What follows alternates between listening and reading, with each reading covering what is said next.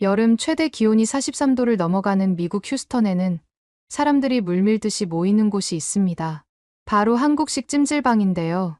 밖에서 걸어 다니기만 해도 뜨거운 이곳에 찜질방이 생긴다는 소식이 들리자 다들 이해할 수 없다며 미쳤다는 반응을 보였다고 합니다. 하지만 해당 찜질방의 주인은 한국 찜질방만의 특별한 점이 미국인들의 마음을 사로잡을 거라 확신했고 실제로 오픈하자마자 폭발적인 반응을 얻어냈다고 하는데요. 과연 한국 찜질방의 어떤 점이 미국인들을 사로잡은 건지 함께 알아보러 가실까요? 안녕하세요. 저는 텍사스 휴스턴에서 한국식 찜질방을 운영하고 있는 제이콥입니다. 지금은 많은 사람들이 찾는 성공적인 사업장이 됐지만 이곳을 열기까지의 과정은 순탄치 않았고 그 이면에는 쓰라린 실패의 경험도 있었답니다. 13년 전으로 거슬러 올라가 보면 당시 저는 실리콘밸리의 IT 기업에서 개발자로 일하고 있었습니다. 업계에서 꽤 성공한 편이었고 연봉도 나쁘지 않았지만 10년이 넘는 시간 동안 끊임없는 야근과 주말 근무를 반복하다 보니 심각한 번아웃에 시달리고 있었죠. 매일 아침 출근길에 느끼는 무기력감은 말로 표현할 수 없을 정도였고 퇴근 후에는 그저 침대에 누워 천장만 바라보는 날들이 계속됐습니다. 그러던 어느 날 문득 이렇게 살아서는 안 되겠다는 생각이 들었고 충동적으로 일본행 비행기 표를 예매했습니다. 목적지는 교토였어요. 그 당시에는 꽤 유명한 여행지였거든요. 특별한 계획도 없이 그저 머릿속을 비우고 싶다는 생각뿐이었죠. 하지만 이 즉흥적인 여행이 제 인생을 완전히 망가뜨리게 될 줄은 몰랐습니다. 교토에 도착한 첫날, 호텔 프론트에서 우연히 교토 외곽의 작은 온천 마을 이야기를 듣게 됐습니다. 관광객들이 잘 모르는 숨겨진 장소라고 했죠. 평소 같았으면 그냥 스쳐 지나갔을 정보였지만 그날따라 왠지 그곳에 가보고 싶다는 생각이 들었습니다. 1시간 반 정도 기차를 타고 도착한 온천 마을은 마치 다른 세상 같았습니다. 좁은 골목길을 따라 늘어선 전통 가옥들, 은은하게 피어오르는 온천 수증기, 그리고 어디선가 들려오는 물소리가 마음을 차분하게 만들었죠. 작은 료칸에 짐을 풀고 온천에 들어갔을 때의 기분은 아직도 생생합니다. 뜨거운 온천수가 피부에 닿는 순간, 그동안 쌓였던 피로가 녹아내리는 것 같았습니다. 하늘에는 별들이 반짝이고 멀리서 들려오는 풀벌레 소리와 함께하는 시간은 마치 치유의 순간과도 같았죠. 료칸 주인과 마을 사람들은 제가 미국에서 왔다는 걸 알고는 더욱 친절하게 대해주었습니다. 일본의 온천 문화와 그 역사를 상세히 설명해 주었고 제가 미국에도 이런 곳이 있으면 좋겠다라고 했을 때는 진심 어린 미소로 화답해 주었습니다. 그 중에서 특히 마음에 깊이 와닿았던 건 노천탕이었습니다. 전통 건축물로 둘러싸인 야외 온천에서 밤하늘을 바라보며 몸을 담그고 있노라니 실리콘밸리에서의 스트레스가 마치 먼 나라 이야기처럼 느껴졌죠. 이때 처음으로 이런 치유의 공간을 미국에도 만들어보면 어떨까 하는 생각이 떠올랐습니다. 귀국 후에도 그 생각은 쉽게 잊히지 않았고 점점 구체화되기 시작했습니다. IT 업계에서 모은 자금도 있었고 온천 사업이라면 충분히 승산이 있을 거라고 판단했죠. 곧바로 일본을 다시 방문해 온천 전문가들을 만나기 시작했습니다. 처음 일본 온천 전문가들을 만났을 때만 해도 모든 게 순조로워 보였어요.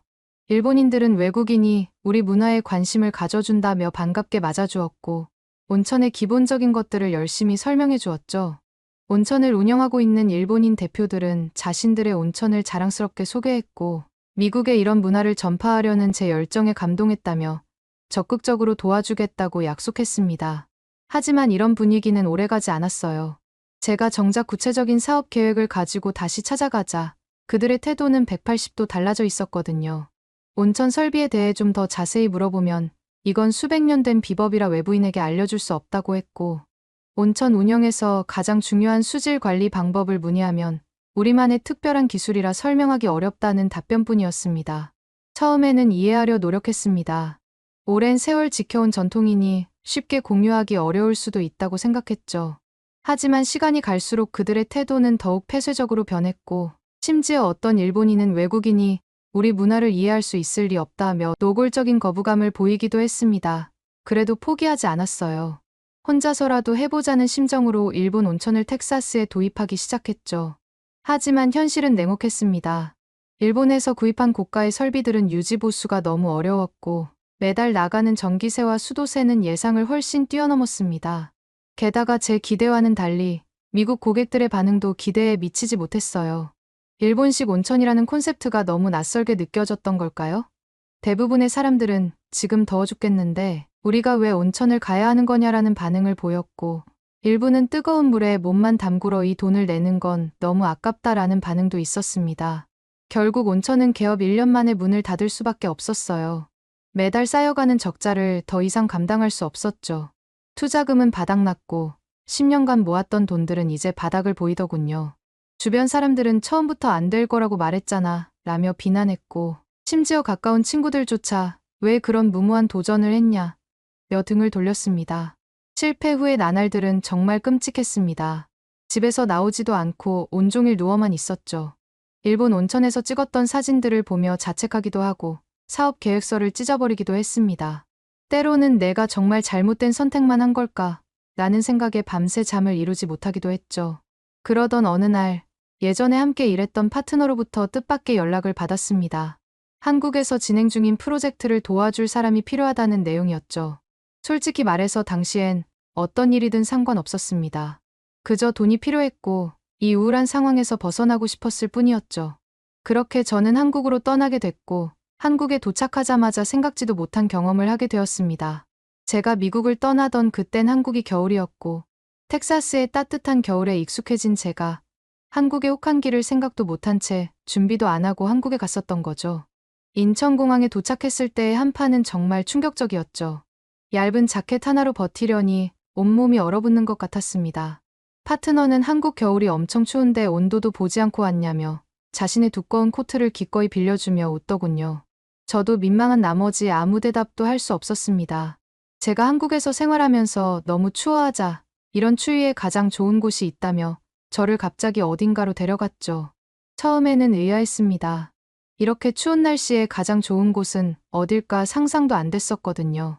파트너는 입구에 들어서자마자 이곳은 찜질방이라고 안내했어요. 하지만 찜질방 입구에 들어서자마자 당황스러운 일들의 연속이었습니다. 갑자기 대뜸 신발을 벗으라고 하더군요. 미국에서는 집에서도 신발을 신고 다니는데 이런 공공장소에서 신발을 벗어야 한다니 이해가 되지 않았습니다. 게다가 기껏 신발을 벗어 신발장에 넣으려고 하니 열쇠에는 이상한 동그란 것이 달려 있었죠. 열쇠만 있으면 될 텐데 왜 이런 게 달려있나 의아했습니다. 그리고 받은 찜질복을 보며 남들이 입었던 걸 제가 입어야 하나 싶었어요. 미국 같은 경우에는 이렇게 공용으로 사용하는 물건은 빨지도 않은 채 돌려 쓰는 경우가 꽤 있었거든요. 하지만 제가 받아든 옷은 생각지도 못하게 향기가 나더군요. 당황해서 찜질복을 받은 채 멈춰 서 있자 파트너는 한국의 찜질방을 미국 문화와 비교하면 안 된다고 하면서 웃으며 먼저 찜질방으로 들어가더라고요. 신발장에서 계속 서 있을 순 없으니 저도 얼떨떨하며 파트너를 따라갔습니다. 옷을 갈아입으려고 목욕탕으로 들어가는 순간의 당혹감은 더욱 컸습니다. 수많은 사물함이 늘어서 있었고 사람들이 모두 개의치 않고 옷도 안 입은 채 돌아다니고 있었어요. 파트너는 아까 받은 그 신발장 열쇠가 여기서도 사용된다고 했고 저는 그 사실에 놀랐죠. 열쇠가 2개면 관리하기 힘들겠다고 생각했었거든요. 옷을 갈아입으면서 고민이 되기 시작했습니다. 열쇠를 어디에 보관해야 할지, 잃어버리면 어쩌나 하는 걱정이 들었거든요. 괜히 제 귀중품을 누군가 훔쳐가면 어떻게 하나 고민이 많았던 것 같아요. 그때 파트너가 열쇠에 달린 동그란 고무줄을 발목에 차는 모습을 보여줬습니다. 순간 감탄이 절로 나왔죠. 이렇게 간단하면서도 실용적인 방법이라니, 한국인들은 어떻게 이렇게 기발하면서도 실용적인 생각을 할 수 있는 건지 신기했습니다. 찜질방 내부는 제 예상을 완전히 뛰어넘더군요. 우선 공간이 엄청나게 넓었죠. 그리고 사람들이 편하게 매트에 누워서 휴식을 취하고 있었는데 처음에는 이해가 되지 않았습니다. 호텔도 아닌데 어떻게 저렇게까지 편하게 누워있는 걸까 하는 의문이 들었거든요. 더 신기했던 건 곳곳에서 보이는 풍경이었습니다. 가족들이 모여 앉아 구운 계란을 까먹고 있었고 아이들은 여기저기 뛰어다니며 놀고 있었죠. 미국에서는 상상도 할 수 없는 광경이었습니다. 미국에서는 이렇게 넓은 공공장소에서 가족들과 자유롭게 시간을 보낼 수 있는 공간이 없었거든요. 파트너는 저를 한증막으로 이끌었습니다. 문을 열자마자 뜨거운 열기가 얼굴을 덮쳤고 숨이 막힐 것 같아 당장이라도 나가고 싶었어요. 그때 한증막 안에 계시던 한 아주머니가 뭐라고 소리를 치셨는데 처음에는 저한테 화를 내시는 줄 알고 당황했죠. 파트너가 얘기해주기를 바람 들어오니 문을 빨리 닫으라는 말씀이었다고 하더라고요. 숨이 막혔던 저는 나가려고 했는데 파트너는 조금만 참아보세요. 땀이 나면서 개운해질 거예요. 라고 설득을 하는 게 아니겠어요? 솔직히 믿기지 않았습니다. 어떻게 이렇게 뜨거운데 개운함을 느낄 수 있다는 건지 상상도 가지 않더군요. 조금이라도 더 버텨보자 싶어서 주먹을 꽉 쥐고 앉아 있었는데 1분도 안 되어 온몸에서 비처럼 땀이 쏟아지기 시작했고 신기하게도 점점 몸이 가벼워지는 느낌이 들었습니다. 견디기 힘들어 자리를 계속 바꾸고 있는데 아까 그 아주머니께서 남자가 되어서 이것도 못 참냐고 하시더군요. 순간 그 아주머니를 보면서 이상한 승부욕이 생기더라고요. 그래도 저 아주머니보다 제가 2배는 큰 것 같은데 여기서 질 수는 없잖아요. 하지만 5분 정도 버텼을까요? 더 이상은 힘들 것 같아서 아주머니를 슬쩍 쳐다봤는데 놀랍게도 그분은 편안한 표정으로 잠들어 계셨습니다. 그 순간 제가 졌다는 걸 1초 만에 인정할 수밖에 없었죠. 이렇게 더운 곳에서 잠까지 잘 수 있다니 정말 한국인들은 뭐 하는 사람이기에 이런 걸 버티나 싶었습니다. 참다 못한 저는 결국 한증막을 나왔는데 옆에 있던 파트너가 제 모습을 보며 웃음을 참지 못하더군요. 자존심이 너무 상했지만 이건 패배를 인정할 수밖에 없었어요. 얼굴이 벌개진 저를 보면서 파트너는 제게 한국의 찜질방이 건강에 얼마나 좋은지 설명해 주었죠. 특히 이런 식으로 땀을 흘리는 게 피로회복과 혈액순환에 도움이 된다는 이야기를 해주었어요. 그때는 그저 견디기 힘들었던 경험으로만 생각했는데 나중에 보니 정말 그 말이 맞았습니다. 한증막에서 땀을 한 바가지를 빼니 슬슬 배고파지기 시작하더군요. 파트너는 제 맘을 알았는지 갑자기 어딘가로 다녀오더니 식혜와 삶은 계란을 가져왔습니다. 하지만 저는 파란 뚜껑의 식혜와 까매진 구운 계란을 보면서 속으로 걱정이 됐죠. 계란이 너무 탄 것 같아 보였거든요. 하지만 한 입 먹어보고는 생각이 완전히 바뀌었습니다. 소금에 콕 찍어 먹는 계란은 고소하고 짭조름한 맛이 나서 정말 특별했고 달콤한 식혜는 더운 찜질방에서 완벽한 청량감을 선사했거든요. 저는 하나로는 안 되겠다 싶어서 곧바로 2번째 식혜를 주문했죠. 그때 파트너가 갑자기 수건으로 뭔가를 만들더니 제 머리에 씌워주었습니다. 거울을 보니 마치 제가 양이 된 것 같았어요. 남사스럽게 이게 뭐냐고 물어보자 파트너는 한국 사람들이 찜질방을 오면 꼭 하는 양머리라고 하더군요. 찜질방에서 꼭 해야 하는 필수 코스라면서 이걸 하면 땀이 눈으로 흐르는 걸 막을 수 있다고 했습니다.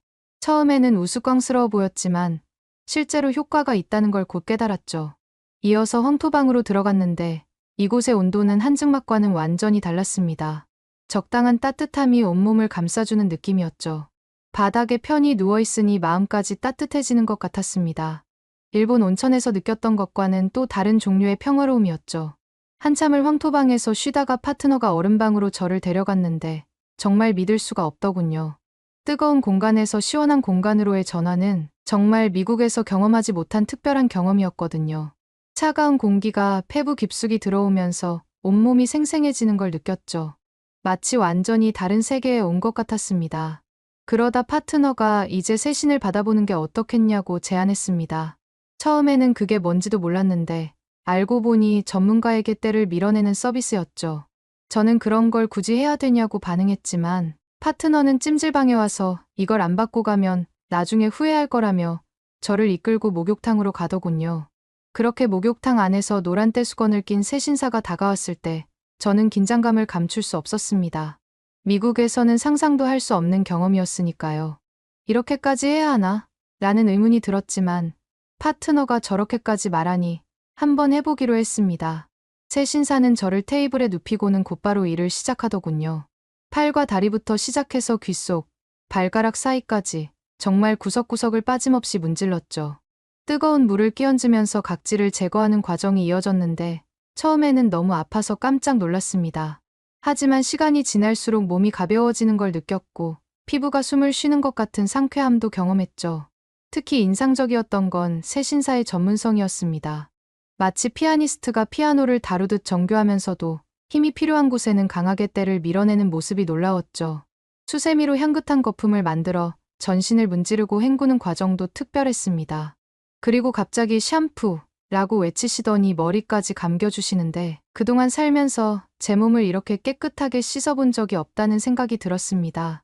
처음에는 낯선 사람 앞에서 벌거벗은 채로 누워있는 게 너무 불편하고 민망했어요. 하지만 시간이 지나면서 그런 걱정은 자연스럽게 사라졌죠. 오히려 이런 문화를 지금이라도 겪어봐서 다행이라는 생각까지 들더군요. 때밀이가 끝나고 이어진 마사지는 또 다른 차원의 경험이었습니다.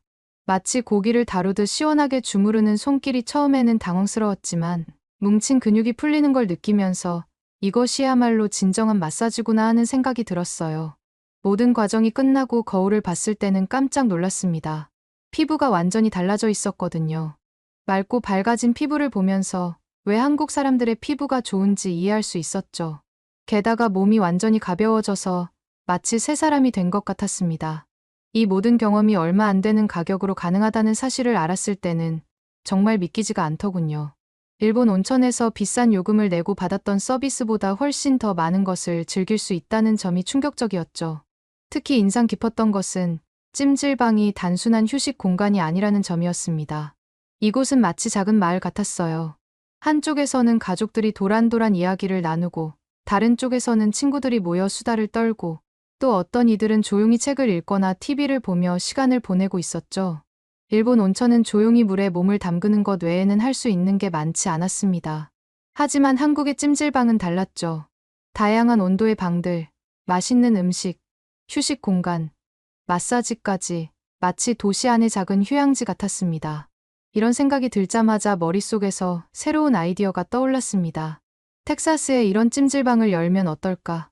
일본 온천의 실패 경험이 있었지만 이건 완전히 달랐습니다. 훨씬 더 대중적이고 실용적이며 무엇보다 가족 모두가 함께 즐길 수 있는 공간이었으니까요. 한국에 머무는 동안 파트너의 일을 도와주면서 짬짬이 여러 찜질방을 더 둘러보기 시작했습니다.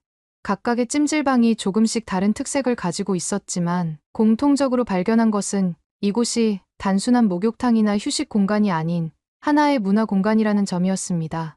특히 주말이면 가족 단위의 손님들로 북적이는 모습이 인상적이었어요. 아이들은 신나게 뛰어다니고 부모님들은 편하게 쉬면서 아이들을 지켜보고 할아버지 할머니는 손주들과 함께 시간을 보내는 모습이 참 보기 좋았죠.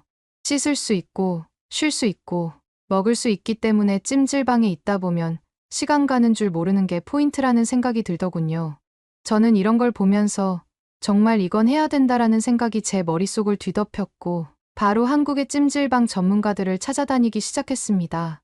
일본에서의 쓴경험 때문에 처음에는 조심스러웠는데 놀랍게도 그들의 반응은 완전히 달랐습니다.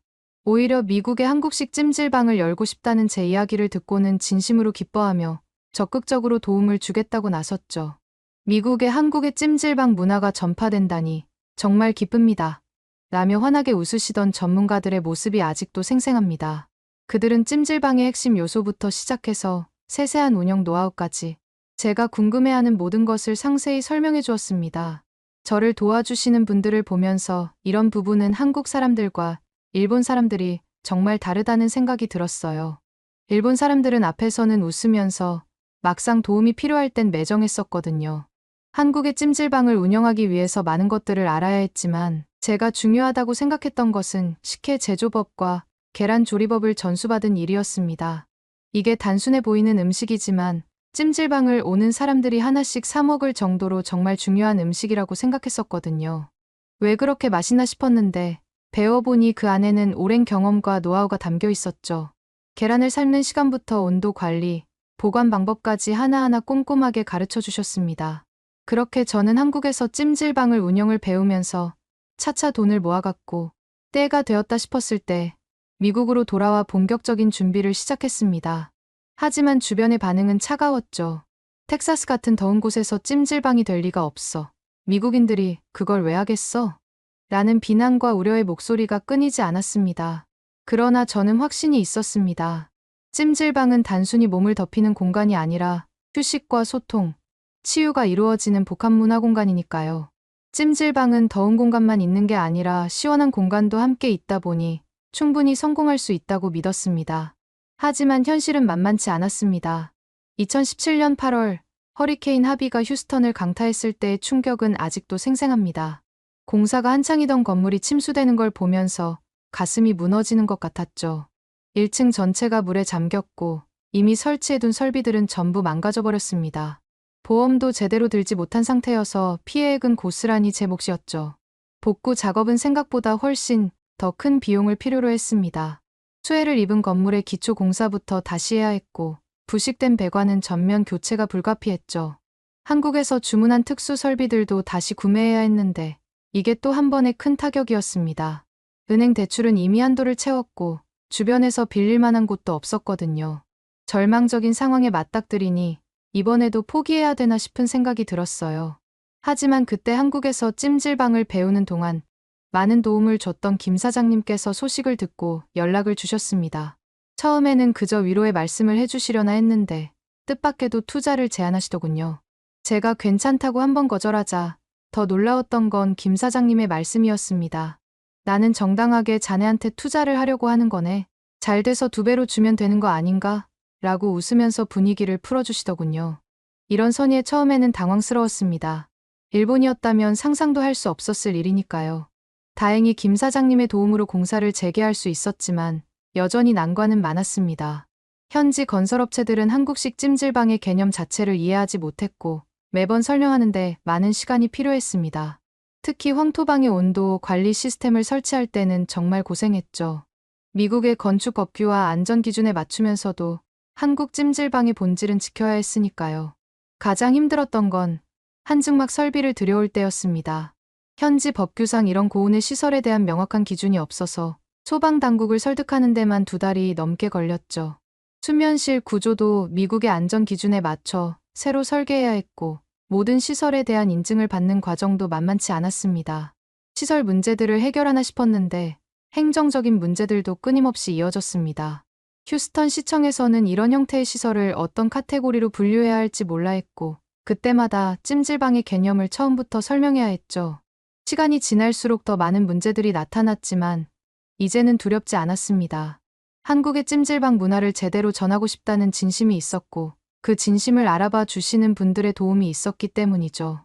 공사가 지연될 때마다 오히려 더 꼼꼼히 챙길 수 있었고 예상치 못한 문제들도 하나씩 해결해 나갈 수 있었습니다. 그렇게 저는 수많은 난관을 뚫고 마침내 찜질방의 문을 열었는데요. 하지만 제 예상과는 달리 미국인들은 오지를 않고 한인 고객들이 줄을 이뤘죠. 그래도 점차 입소문을 통해 휴스턴의 한인 커뮤니티에서 화제가 됐고 덕분에 처음 몇 달은 그럭저럭 운영할 수 있었습니다. 하지만 한인 고객들만으로는 한계가 있었어요. 더 많은 현지인들을 끌어들여야 했죠. 그러던 중 우연히 한 현지 인플루언서가 저희 찜질방을 방문했습니다. 그녀는 한국 문화에 관심이 많았고 SNS에 찜질방 체험 영상을 올렸는데 이게 예상치 못한 반향을 일으켰죠. 영상은 순식간에 퍼져나갔고 한국 찜질방은 유행이 되어 다른 인플루언서들도 하나둘씩 찾아오기 시작했습니다. 특히 그들이 한증막과 얼음방을 오가는 핫앤콜드 챌린지라는 걸 만들어낸 것이 데이트를 쳤죠. 젊은 층을 중심으로 입소문이 점점 퍼지기 시작했습니다. 그렇게 몇 달을 운영했을까? 정신 차려보니 현지인들의 방문이 폭발적으로 늘어나더군요. 주중에는 한인과 현지인의 비율이 5대5 비율이었다면 주말에는 현지인이 80%를 넘을 정도였죠. 특히 가족 단위 손님들이 많았는데 아이들이 구운 계란과 식혜를 특히 좋아했습니다. 찜질방의 하이라이트는 단연 식당이었습니다. 처음에는 한국의 매운 음식을 꺼릴까 걱정했는데 오히려 매운맛을 즐기는 손님들이 많았죠. 불고기는 물론이고 매운 떡볶이나 김치찌개 같은 한국 전통 음식들도 큰 인기를 끌었습니다. 좌식 테이블에 앉아 먹는 것도 이국적인 경험이라며 즐거워했죠. 저는 한국 찜질방에서 영화관까지 함께 운영하고 있었는데 이게 또 의외의 인기를 얻었습니다. 편한 안락의자에 누워서 영화를 보는 경험이 특별했나 봅니다. 특히 주말 저녁이면 데이트 코스로 찾는 젊은 연인들이 많았죠. 찜질방에서 휴식을 취하고 맛있는 한식을 먹고 영화까지 볼 수 있다는 점이 매력적으로 다가왔나 보더라고요. 이뿐만 아니라 마사지 서비스도 큰 호응을 얻었습니다. 처음에는 새신사 서비스를 도입할까 고민했는데 미국인들에게는 아직 그 정도 문화적 충격은 이르다고 판단했죠. 대신 전신 마사지와 발 마사지를 중심으로 서비스를 구성했고 이게 다행히 미국인들의 마음을 사로잡은 것 같더라고요. 가장 걱정했던 수면실도 생각한 것보다 훨씬 많은 사랑을 받았습니다. 텍사스의 더운 날씨 때문에 찜질방이 성공하기 어려울 거라는 우려가 많았지만 오히려 에어컨이 가득한 사무실에서 지친 현지인들에게 따뜻한 공간에서의 휴식은 특별한 매력으로 다가왔죠. 친구들과 함께 와서 수다를 떨거나 휴식을 취하는 사람들이 늘어났고, 특히 직장인들 사이에서는 퇴근 후 스트레스 해소를 위한 최적의 장소로 입소문이 났습니다. 한증막에서 땀을 빼고 전신 마사지를 받은 후 수면실에서 잠깐 눈을 붙이고 가는 게 하나의 루틴이 된 거죠. 현지 매체들도 주목하기 시작했습니다. 뜨거운 텍사스에서 즐기는 특별한 힐링 공간이라는 제목의 기사가 나왔고, 이는 다시 한번 찜질방의 인기에 불을 지폈습니다. 특히 기사에서 찜질방이 단순한 스파가 아닌 사교와 문화의 공간이라는 점을 강조한 것이 효과적이었죠. 일본 온천 사업의 실패와 비교하면 찜질방의 성공 요인은 분명했습니다. 온천은 너무 정적이고 개인적인 공간이었던 반면 찜질방은 역동적이고 사회적인 공간이었죠. 사실 이제 와서 보니 왜 온천이 망하고 찜질방이 성공할 수밖에 없었는지 바로 알겠더군요. 이제는 주말마다 예약이 꽉 찰 정도로 성업 중입니다. 한국 문화에 관심이 있는 사람들은 물론 그저 휴식이 필요한 사람들까지 다양한 고객층이 찾아오고 있죠. 일본 온천의 실패를 겪고 시작한 도전이었지만 오히려 그 실패 덕분에 더 큰 성공을 이룰 수 있었다고 생각합니다. 이제 저에게 한국은 제2의 고향과 같은 존재가 되었습니다. 찜질방은 단순한 사업장이 아닌 두 문화를 잇는 다리 역할이라고 생각하면서 신경 쓰려고 노력하고 있어요. 그래서 그러는데 혹시 여러분들은 찜질방에서 가장 좋았던 부분이 어떤 건지 알려주실 수 있나요? 제가 운영하는 찜질방에 적용하고 싶으면 좋겠다는 생각이 들어서요. 알려주시면 감사하겠습니다. 오늘의 사연은 어떠셨나요? 오늘의 사연이 마음에 드셨다면 좋아요만 한번 눌러주세요. 1초밖에 안 걸리지만 좋아요를 한번 눌러주시면 더 좋은 사연을 소개해드리는데 큰 힘이 된답니다. 긴 영상 시청해주셔서 감사합니다. 오늘도 행복한 하루 보내세요.